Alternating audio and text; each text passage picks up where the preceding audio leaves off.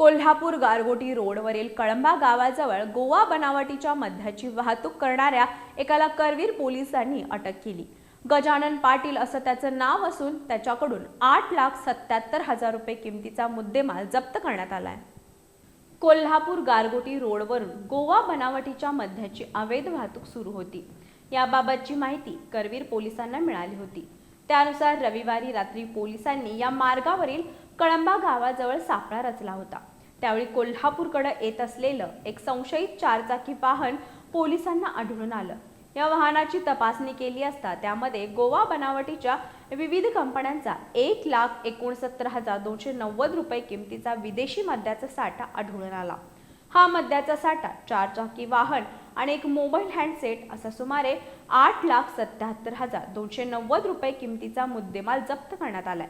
या मद्याची अवैध वाहतूक करणारा मूळचा कोल्हापुरातील टेमलाई रेल्वे फाटक इथला आणि सध्या खानविलकर पेट्रोल पंपाजवळ राहणारा गजानन दिनकर पाटील याला अटक केली।